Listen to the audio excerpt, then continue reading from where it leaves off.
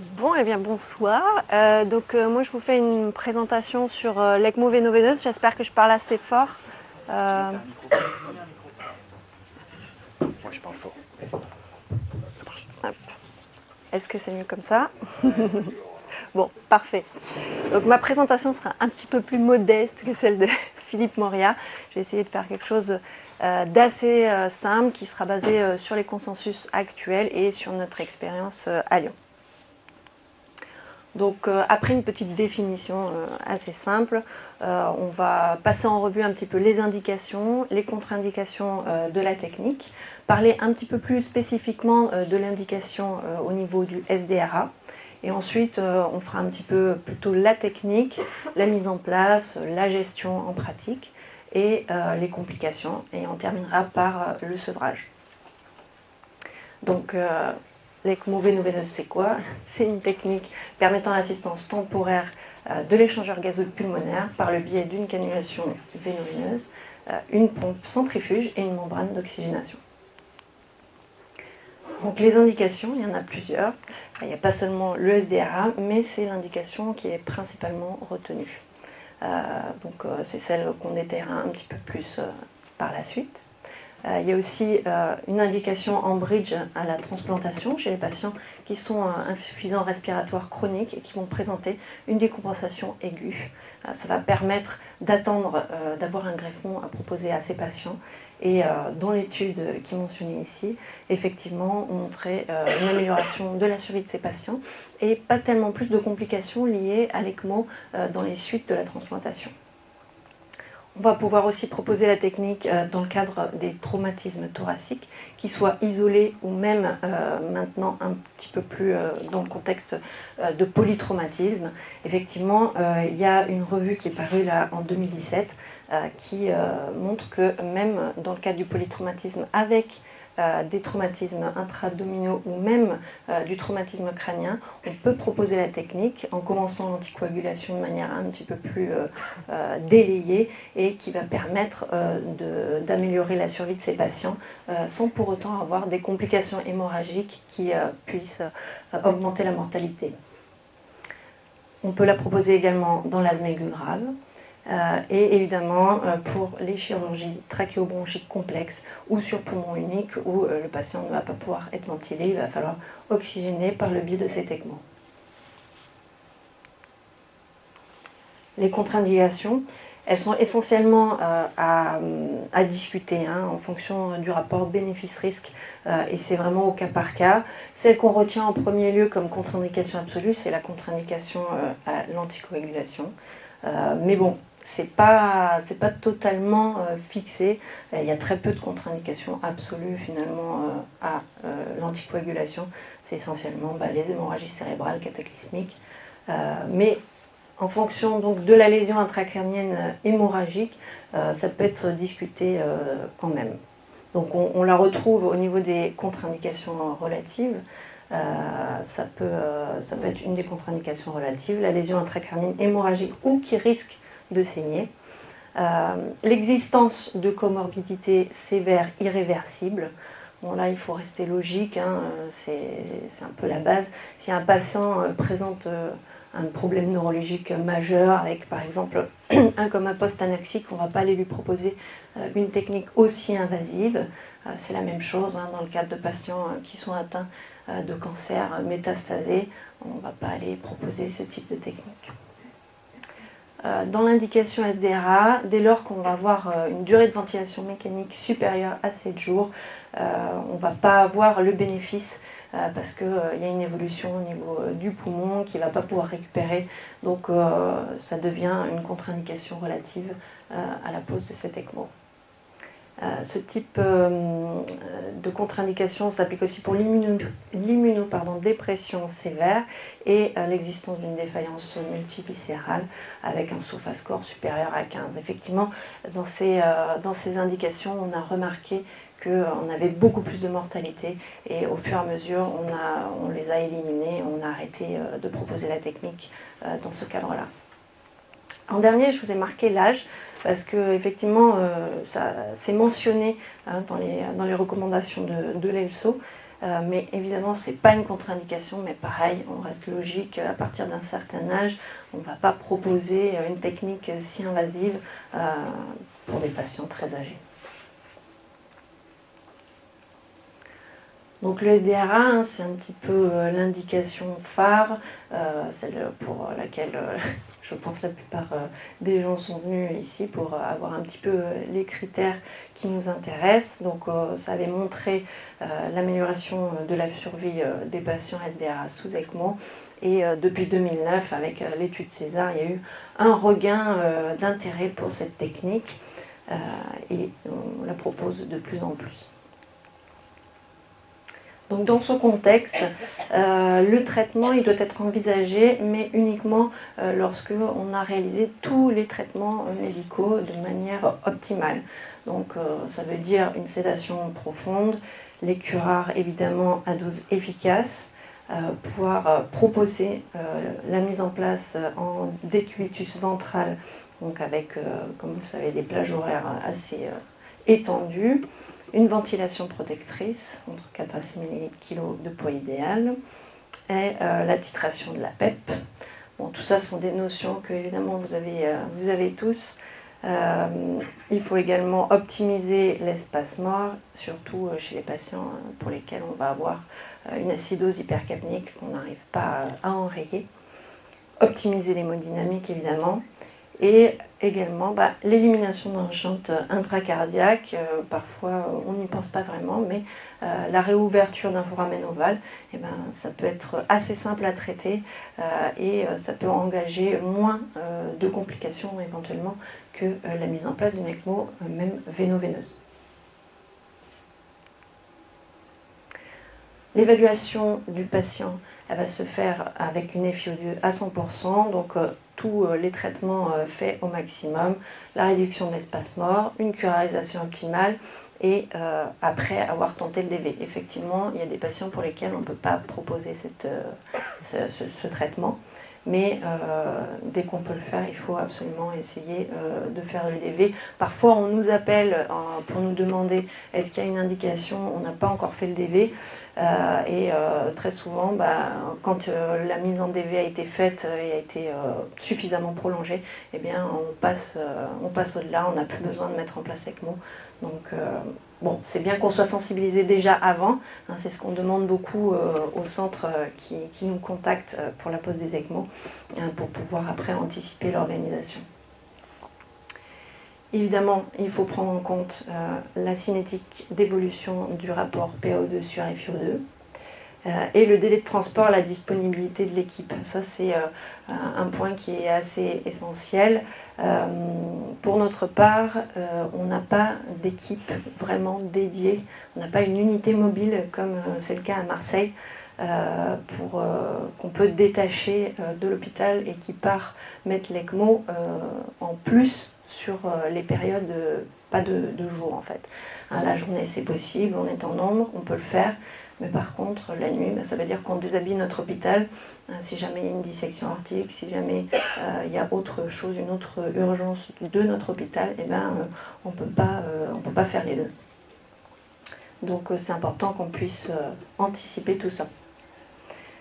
Donc la pause sera indiquée si le rapport PaO2 sur FiO2 est inférieur à 50 mm de mercure, donc à FiO2 100% pendant plus de 3 heures.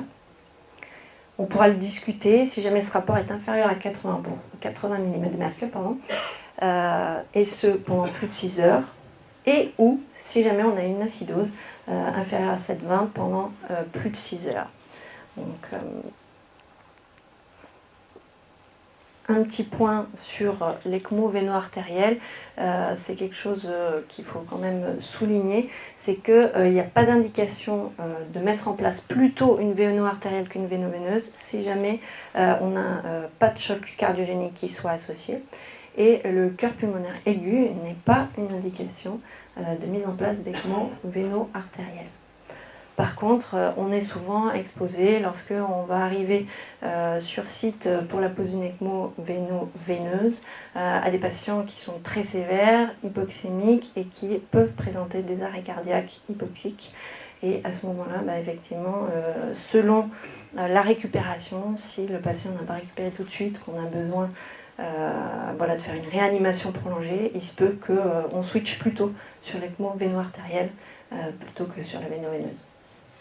Et donc c'est pour ça que c'est aussi intéressant d'avoir des équipes qui sont entraînées et qui connaissent les indications pour la véno-artérielle.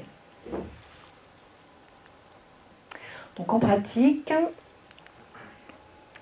la cannulation, donc là on va détailler un tout petit peu qu'est-ce qu'on va devoir faire, mais ça ne va pas être trop technique quand même, puisque chez nous c'est les perfusionnistes qui mettent en place, qui préparent la machine, qui proposent le matériel.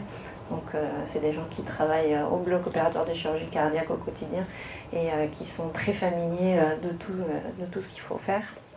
Donc la cannulation, elle est plutôt percutanée, elle peut être chirurgicale dans certaines indications où les abords sont difficiles.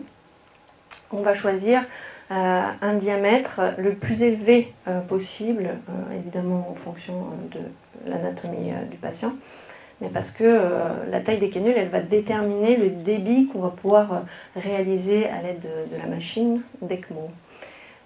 Chez l'adulte en moyenne, on va avoir des tailles de 21 à 29 French pour la canule veineuse de drainage et 18 à 22 French pour la canule de réinjection.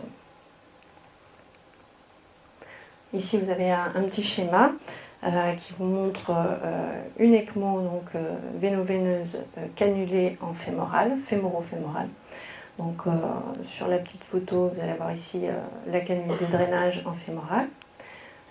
Si on se reporte sur le schéma, elle va drainer le sang jusqu'à la pompe centrifuge qui va injecter dans l'oxygénateur qui lui est relié à un mélangeur de gaz. Donc ce mélangeur, il va avoir deux parties. Une partie où on va avoir le balayage, ce qu'on appelle le balayage des gaz. C'est le débit de gaz frais qui va permettre l'épuration de CO2. Et puis l'arrivée d'air et d'oxygène qui va nous permettre de régler une FiO2 sur l'ECMO.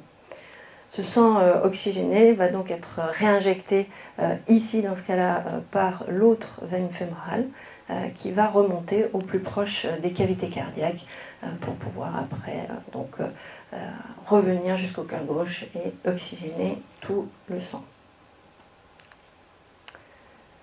Un autre type de cannulation, la cannulation fémoro-jugulaire ou jugulaire bicavale à double lumière. Donc la fémoro-jugulaire, c'est un peu notre voie élective, c'est la cannulation qu'on va faire le plus possible parce qu'elle nous permet de tourner efficacement et on a moins de complications liées au positionnement avec cette cannulation-là. Donc on va avoir la canule de drainage à l'entrée de l'oreillette droite dans la veine cave inférieure qui va drainer tout le sang cave inférieure et la réinjection qui va se faire dans l'oreillette droite préférentiellement par la voie jugulaire. La canule bicavale à double lumière, alors elle paraît séduisante comme ça parce que ça veut dire qu'il y a une seule canule qui est à mettre en place, donc ça fait 2 fois moins de canules, peut-être 2 fois moins de complications au niveau du vaisseau, au niveau cutané, mais en réalité c'est quand même assez difficile à mettre en place. Il y a beaucoup de mauvais positionnements et qui fait qu'on n'arrive pas à tourner, on n'arrive pas à oxygéner parce qu'en fait il va y avoir 2 orifices de drainage qu'il faut vraiment bien positionner au niveau cave inférieure et cave supérieure et l'orifice de réinjection qui lui doit être orienté vers la tricuspide. Alors je vous laisse imaginer, sur des images comme ça a l'air facile, mais en réalité ça l'est pas du tout. Donc ici une photo représentant ce qu'on fait le plus souvent, la fémoro-jugulaire, donc canule de drainage en fémoral, réinjection jugulaire. Donc on va contrôler le positionnement des canules préférentiellement grâce à l'échographie transœsophagienne. Parfois, on peut avoir des difficultés pour introduire le TO, on ne va pas y arriver. Donc, il est possible de contrôler aussi la cannulation à l'aide de l'échographie transthoracique avec une voie sous-costale. Généralement, on va bien arriver à dégager la veine cave inférieure et surtout contrôler le positionnement de la canule de drainage. Donc idéalement, la canule de drainage se trouve à l'abouchement de la veine cave inférieure dans l'oreillette droite, la canule de réinjection plutôt dans l'oreillette droite, et surtout, il faut une distance suffisante entre l'extrémité des deux canules pour éviter le phénomène de recirculation. On peut contrôler également le positionnement par la scopie ou bien la radio pulmonaire, mais qui de toute manière sera faite, donc vous allez pouvoir vérifier le positionnement. Je vous ai mis un petit exemple ici d'une patiente de 44 ans qui avait un STRA extrêmement sévère sur une pneumopathie bilatérale extensive absédée à gauche. Donc l'ECMO véno-veineuse a été mise en place au lit de la patiente en réanimation par voie percutanée, par une technique de Seldinger. Donc il y a eu la cannulation dite artérielle, bon, c'est la réinjection en fait au niveau de la jugulaire interne ici à droite, vous voyez, qui descend en veine cave supérieure. Par rapport à ce qui est recommandé, bon, on n'est pas vraiment dans l'oreillette droite, mais visiblement ça permettait de suffisamment bien tourner et bien oxygéner la patiente. Et la canule veineuse fémorale ici, qui vient quasiment vraiment jusque dans l'oreillette droite cette fois-ci, et avec une distance de 8 cm entre les deux. Donc la patiente a été réoxygénée immédiatement dès le début du traitement par ECMO. Ici, je vous ai mis des petites images de scanner, puisque cette patiente avait fait un scanner, où on voit bien la canule ici de réinjection en veine cave supérieure, en dessous de la carène, et ici la cave inférieure qui arrive jusque dans l'oreille droite.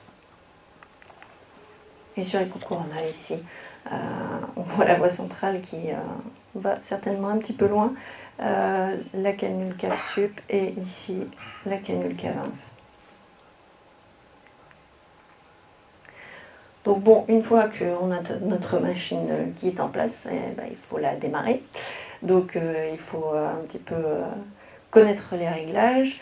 Donc pour le débit sanguin de l'ECMO, il faut faire tourner la machine pour avoir plus de 60% du débit théorique assuré donc, sur l'ECMO.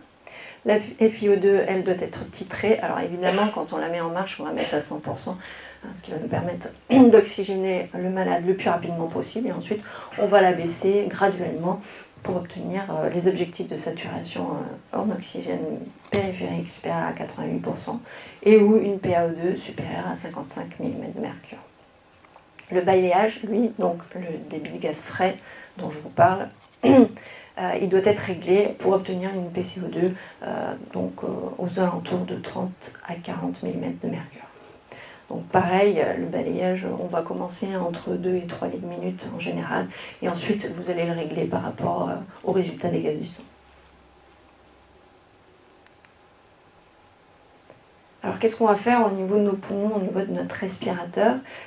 C'est là tout l'intérêt, hein. On va pouvoir le laisser un petit peu au repos, et c'est là aussi l'intérêt pour cette technique, c'est que en faisant de la ventilation ultra protectrice, on ne va pas en rajouter et on ne va pas avoir les lésions induites par la ventilation mécanique.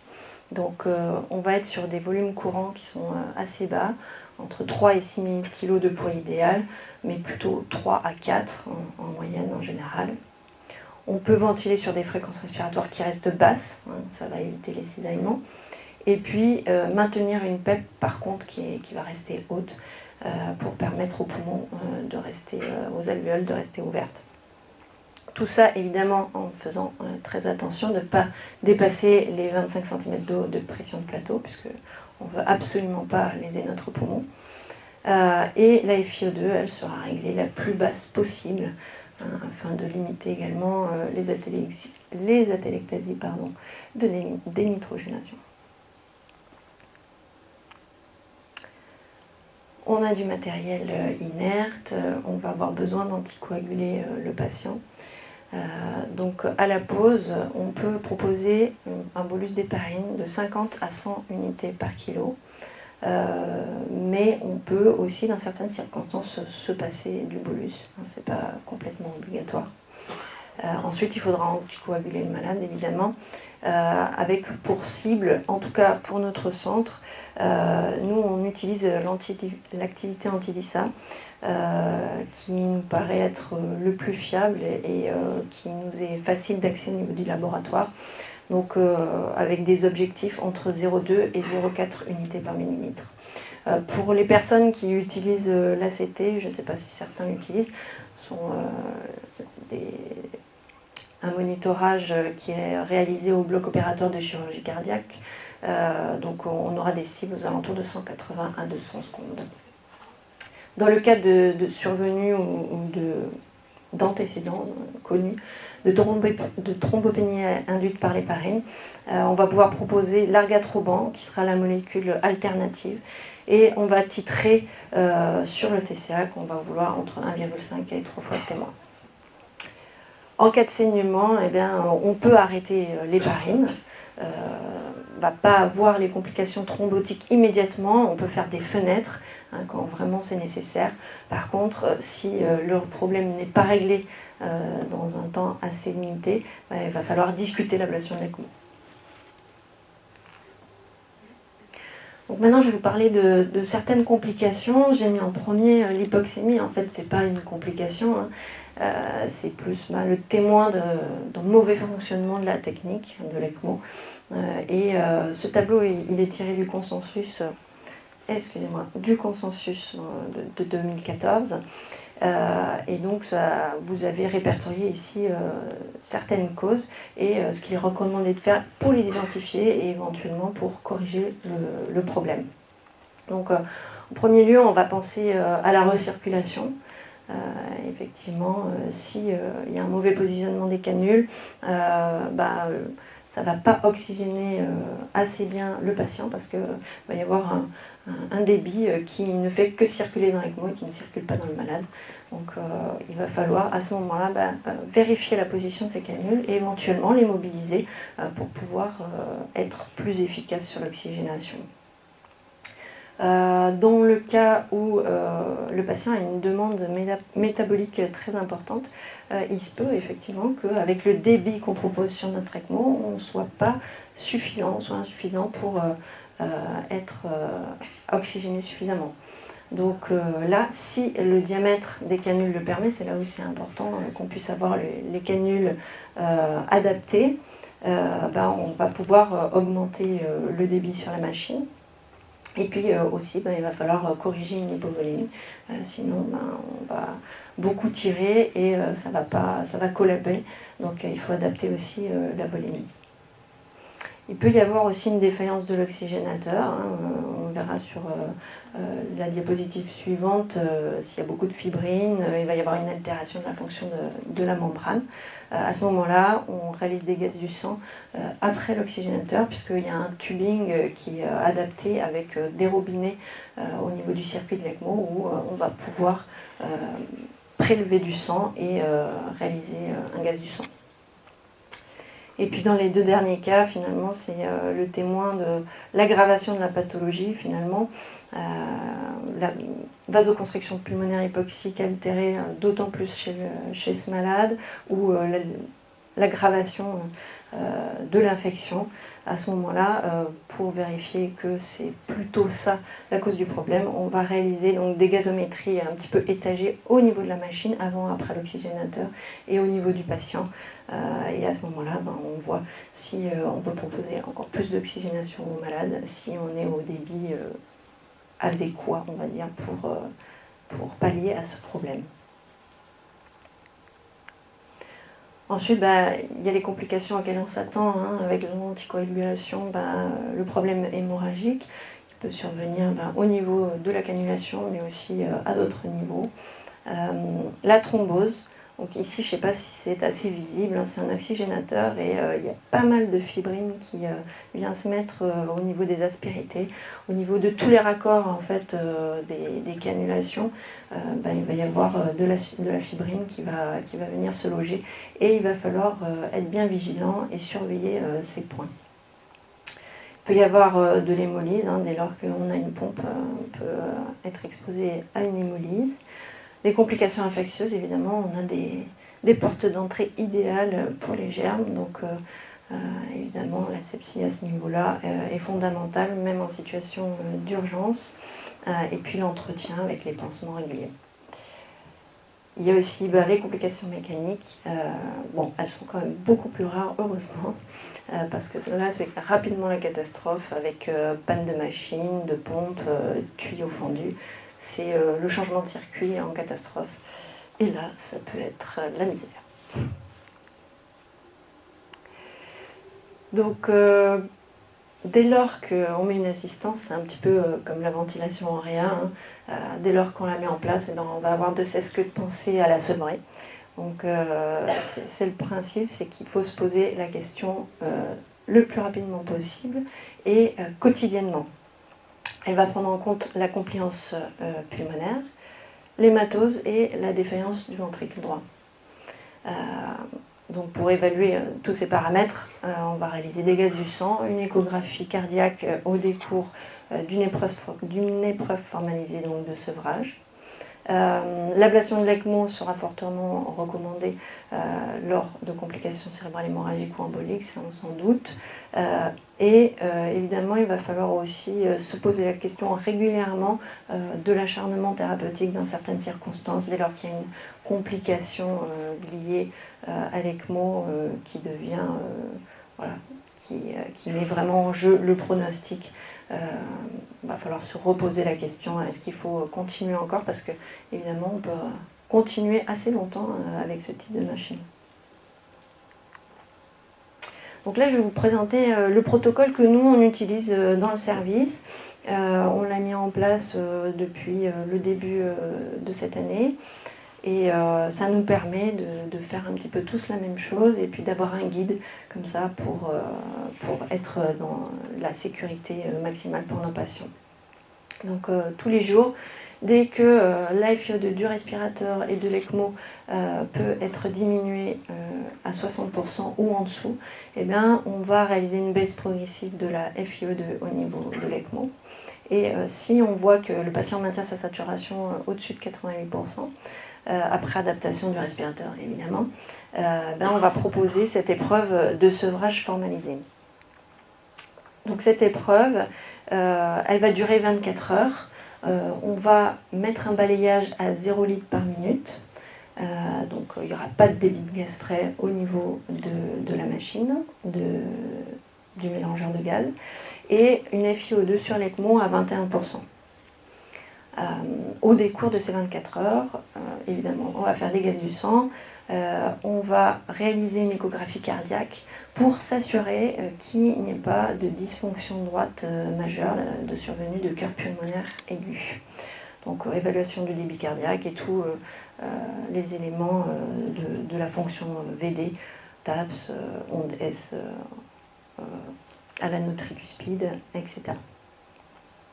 Et un élément qui est à ne pas négliger, si jamais on a une suspicion de thrombose au niveau de la canule, il faut réaliser un Doppler veineux et mettre en place l'ETO pour l'ablation, parce que là sinon on s'expose à des complications lors de l'ablation qui peut à ce moment-là dégénérer avec une embolie pulmonaire massive, et là c'est la catastrophe.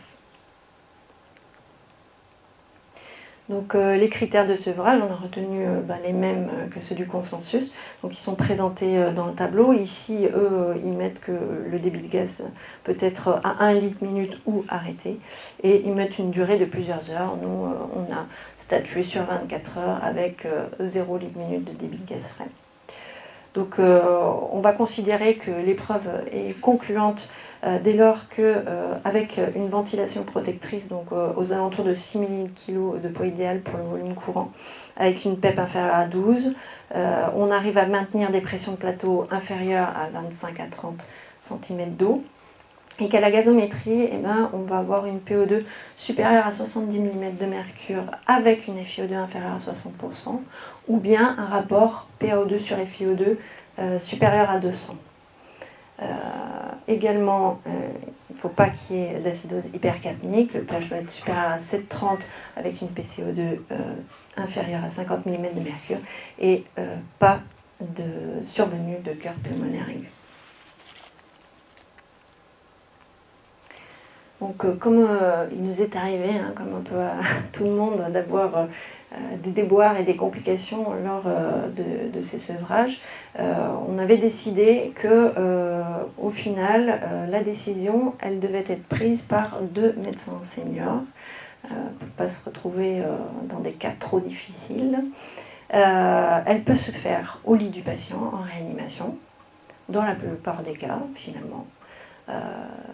Mais on va pouvoir la proposer plutôt au bloc opératoire dès lors qu'on a une situation qu'on estime à haut risque, c'est-à-dire soit on a une thrombose, un caillot qui a pendu à une canule qu'on a identifié, soit il y a un risque hémorragique parce que l'abord a été difficile.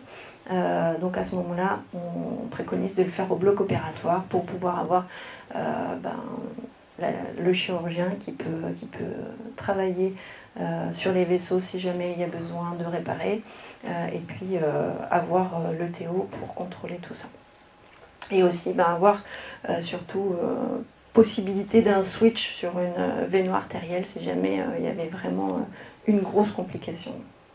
Les personnes, le nombre de personnes minimal, hein, c'est le nombre minimal qu'on requiert, c'est le nombre de personnes ici en réanimation, une infirmière, le médecin réanimateur, le chirurgien et pour nous le technicien de CEC. Pour ceux qui seraient dans un centre où il n'y a pas de chirurgie cardiaque, il faudrait une personne de plus qui soit la personne qui s'occupe spécifiquement de l'ECMO, si jamais ce n'est pas dans un centre de chirurgie cardiaque. Évidemment, si jamais on fait une ablation au bloc, il y a beaucoup plus de personnel et c'est vrai qu'on est beaucoup plus confortable. Le matériel disponible, on a besoin d'avoir du NO, éventuellement des amines et un circuit d'ECMO pour pouvoir repartir si jamais finalement la sevrabilité est remise en question. On préconise également de reprendre l'anticoagulation efficace jusqu'à ce qu'on ait avéré par un Doppler qu'il n'y a pas de thrombose au niveau des sites de cannulation, parce que c'est très régulier, donc on va le vérifier. Et dès lors qu'on a vérifié que les sites de cannulation sont libres, on va repasser sur une anticoagulation préventive. Ici, je vous ai mis une partie de notre protocole avec feuille de suivi de l'ECMO véno-veineuse.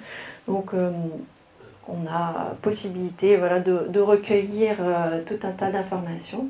Donc ça va nous permettre d'avoir les données concernant nos malades et pouvoir les utiliser par la suite. Donc pour conclure, l'indication principale, ça reste le SDRA, mais surtout, ce qui est important, c'est que tous les traitements médicaux aient pu être faits de manière maximale avant de passer sur la technique la plus invasive. Ensuite, il me paraît assez nécessaire quand même d'avoir une bonne connaissance technique de l'ECMO. Nous, on s'en rend compte. On a les perfus avec nous et on travaille vraiment de manière collégiale. On discute beaucoup et ça nous aide beaucoup à améliorer la prise en charge des malades. Et donc, si jamais on n'a pas cette configuration-là, il faut une formation adéquate parce que ça permet d'éviter pas mal de problèmes. Et puis, l'existence de protocoles, ça nous paraît assez important. On essaie de protocoliser un maximum sur tout genre de procédures à risque, parce que ça permet d'harmoniser les pratiques. Et puis, ensuite, on va pouvoir utiliser ces registres pour analyser nos pratiques et les confronter à celles des autres. Voilà, je vous remercie.